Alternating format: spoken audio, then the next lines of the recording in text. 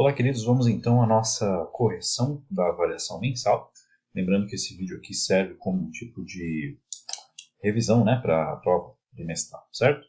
Então vamos lá para o primeiro probleminha. O sistema de polias, sendo uma fixa e 3 móveis, encontra-se em equilíbrio estático, conforme mostra o desenho. Equilíbrio estático significa que está tudo em repouso, certo? Bom, a constante elástica da mola, ideal de peso desprezível, é igual a 50 newtons por centímetro, certo? Então, este é o K da mola, né? O coeficiente da mola, certo? Então, K é igual a 50. Vamos anotar aqui do lado, ó, newton por centímetro. A força na extremidade da corda é de intensidade de 100 newtons, que é esta força aqui que está sendo aplicada pela pessoinha.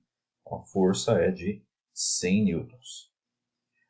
Os fios e as polias iguais são ideais, certo? Então, aqui a gente não vai considerar atrito, né? Então vamos lá, o valor do peso do corpo X, então ele quer saber qual é o peso, qual é a força, peso aqui. E a deformação, ele também quer saber quanto que essa mola é deformada, tá? Sofrida pela molação, respectivamente, e aqui tem o valor da força e da deformação. Então vamos lá, primeiro, gente, a gente tem que lembrar qual é o papel, né, de uma polia. Deixa eu dar um zoom aqui nesta imagenzinha aqui para a gente conseguir relembrar o que significa. Vamos lá. Então, pessoal, vamos imaginar aqui, ó, a gente não sabe ainda o peso, a gente vai descobrir. Então, vamos imaginar que aqui tem 1000 newtons, certo? De força-peso aqui, tudo bem? Ou seja, a gente está considerando aqui que eram 100 quilogramas, né? Lembra que peso é igual a massa vezes a aceleração da gravidade, né? Então, supondo que a massa seja 1000, a gente faz vezes 10, né? Desculpa, que a massa seja 100, a gente faz vezes 10, certo? E aí o peso seria, neste caso, 1000 newtons. Tá? Eu estou chutando uma força só para a gente poder relembrar o que acontece no sistema de polias, né? Então vamos supor que aqui nós tenhamos 1000 newtons, ou seja, 100 quilogramas. Tá? Conforme esta corda aqui está sendo tensionada a 1000 newtons, quando chega na polia móvel, você tem esta força dividida para dois lados, né? Então, exemplo é o que aconteceria aqui, ó, que teria 500 newtons e aqui teria os outros 500 newtons, certo?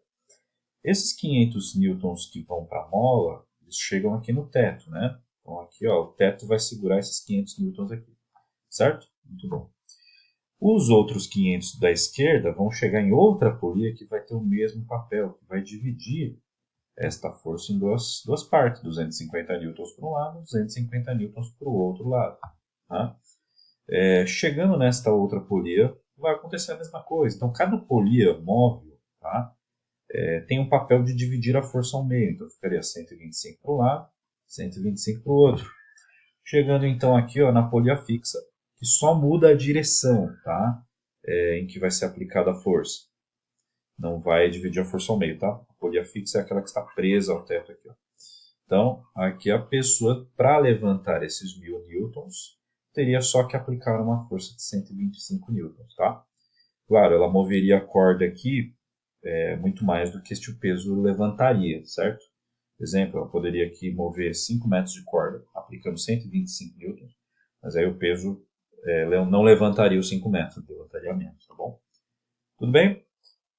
Então vamos lá. O que a gente pode fazer para tentar descobrir qual é realmente o valor deste peso, né? Desta força-peso, é fazer o caminho contrário. Então, por exemplo, aqui está sendo aplicado 100 newtons. Esse 100 newtons vem por esta corda, chega aqui, certo? E esta polia móvel aqui, ó, que eu estou pintando de vermelho, ela teve o papel de dividir esta força que chegou aqui em duas partes de 100 newtons. Então aqui veio 100 newtons e aqui veio 100 newtons. Então vocês concordam comigo que aqui então, nesta cordinha aqui, ó, tinha 200 newtons? Que chegou aqui foi dividido em 100 para um lado, 100 para o outro, que foi o que a pessoa aplicou aqui, 100 newtons, né? Bem, gente, se tem 200 newtons nessa corda, na outra, deste ladinho aqui, ó, também tem 200 newtons. Então a força que chegou nesta polia era de 400 newtons. E a gente aplica essa ideia aqui também, né? Então, ó, na esquerda tem 400 newtons, na direita tem 400 newtons. Então, juntando tudo aqui, ó, nesta última cordinha aqui, este peso era de 800. faz o caminho agora do peso até a pessoa. Verifica, ó, 800 newtons foi dividido ao meio em 400 e 400. Depois esses 400 foram divididos em 200 e 200. Depois esses 200 foram divididos em 100 e 100. E aí a pessoa aplica 100 newtons e consegue levantar os 800 newtons aqui. Tudo bem?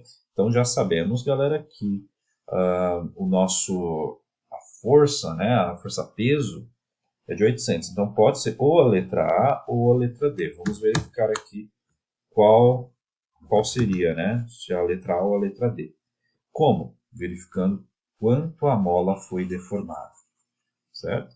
Vamos então lembrar que F é igual a menos kx, certo? Onde o x é a deformação da mola, o k é o coeficiente dela e a força é a força elástica, né? Vamos lá então relembrar, gente. Ó. A gente verificou que aqui tinha 800 newtons. Isso significava que vinha 400 para cá quando chegava na polia móvel, 400 para a esquerda, 400 newtons, e para a direita, 400 newtons. Significa então que a força elástica, a força que está puxando esta mola, que está deformando ela, é uma força de 400 newtons. Ó, já coloquei aqui na força elástica 400 newtons. A gente sabe que o nosso coeficiente da mola, o coeficiente da mola é de quanto mesmo? 50, né? 50 newtons por centímetro. E a gente descobre quanto que é o nosso x. Passa o 50 dividindo, vai ficar 400 dividido por menos 50, né? Então, menos 50. Isso vai dar quanto? Vamos lá. Galera, quantas vezes o 50 cabe dentro do 400? Ou, cortei 0, 0. Quantas vezes o 5 para dar 40? 8 vezes, certo? Então, 8 é mais com menos é menos. Mas aqui o que está interessando é o quanto essa mola deformou, né? A gente quer, neste caso, o módulo, né? Então, o módulo de x aqui é 8 centímetros, certo? Muito bom. Professor, mas não tinha que transformar em sistema internacional? Neste caso não, porque ele deu o K valendo 50 newtons por centímetro. Então, ele já estava considerando aqui o centímetro, né? Então, a resposta foi em centímetro. A resposta certa, galera, a letra D, 8 centímetros. Muito bom, vamos para o próximo exercício. Vamos lá, próximo exercício, queridos. Considere a figura a seguir, na qual é mostrado um piloto acrobata fazendo sua moto girar por dentro de um globo da morte. Ao realizar o movimento de loop dentro do globo da morte, ou seja, percorrendo a trajetória ABCD mostrada acima, o piloto precisa manter uma velocidade mínima de sua moto para que a mesma não caia ao passar pelo ponto mais alto do globo, né, pelo ponto A aqui em cima, certo? Nessas condições, a velocidade mínima da moto, de forma que a mesma não caia ao passar pelo ponto A, dado que o globo da morte tem um raio de 3,6 metros, então vamos lá. Para a gente conseguir analisar bem, eu dei um zoom aqui no exercício e dar uma olhadinha aqui no que ele está falando. Ele está dizendo o seguinte, ó, essa moto aqui vai girar nesse globo da morte, né? E vamos analisar então as forças que estão atuando aqui quando ele chega no ponto A, tá? Aqui em cima. Veja bem, tem a força-peso, né, que aponta para baixo, certo? Força-peso para o centro da Terra. Um pouco antes dele perder o contato com o teto, né? Porque a gente está pensando nessa situação limite, na situação em que ele perde o contato com o teto, né? Mas um pouco antes ele teria uma força normal aqui, certo? Que aponta para cá também, né? Assim como a força-peso. E essas duas forças aqui estão atuando como força centrípeta, né? As duas resultam na força centrípeta. Então, neste caso aqui, nós teríamos a força centrípeta, que é igual a normal mais o peso. Bem?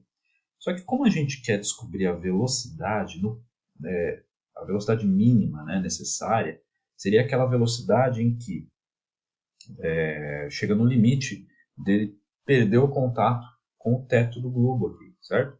E quando ele perde o contato com o teto do globo, adivinha o que acontece? Não tem mais a força normal, porque a força normal é a força de contato, né? Então essa força viraria zero.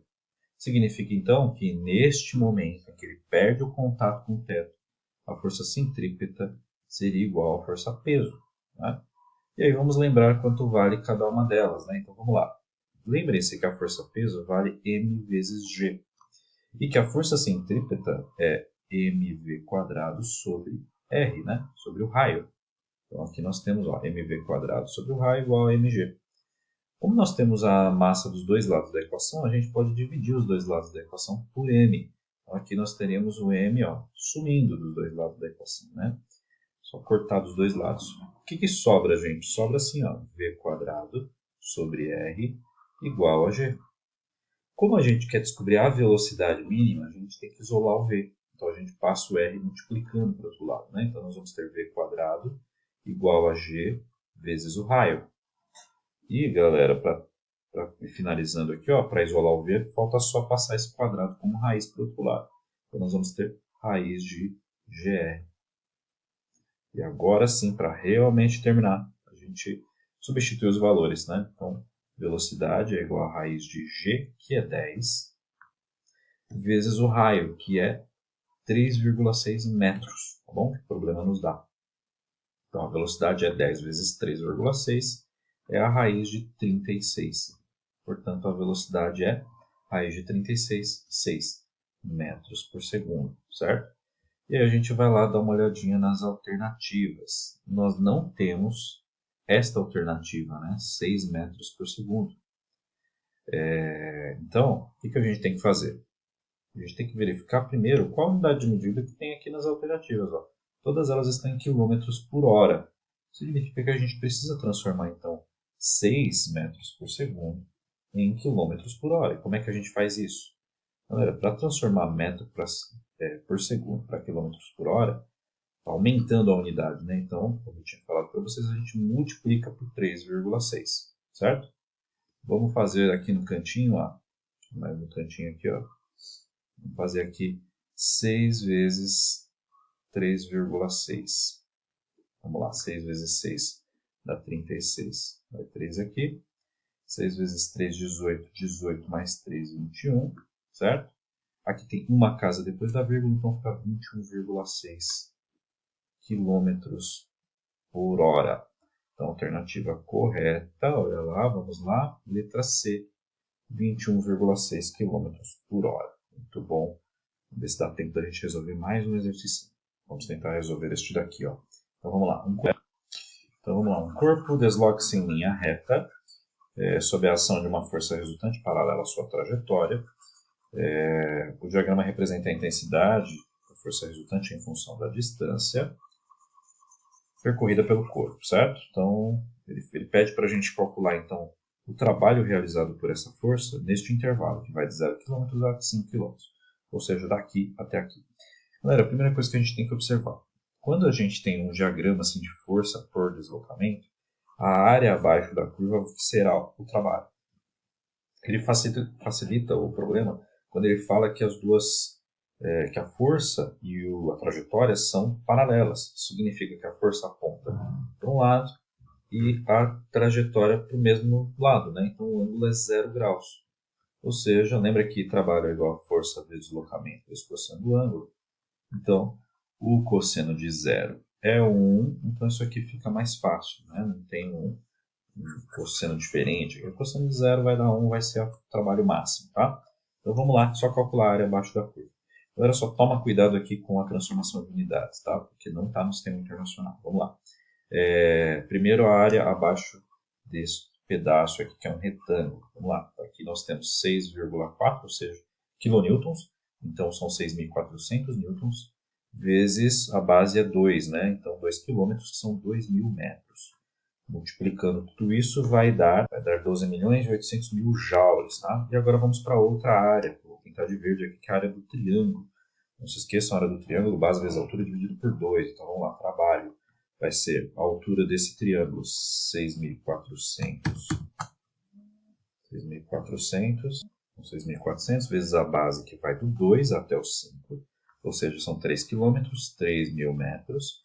Tudo isso dividido por 2. Vou colocar aqui o resultado dessa continha, né? Então, dividindo tudo isso por 2 dá 9.600.000. E agora o trabalho total seria o trabalho, vamos chamar aqui esse trabalho 1 mais o trabalho 2, tá? Vamos somar os dois aqui. Somando os dois trabalhos, nós temos 22.400.000 joules, certo? Como ele fala a resposta em megajoule, né? 1 megajoule é 1 milhão de joules, então o trabalho total vai ser 22,4 megajoules, ou seja, letra D. Muito bom.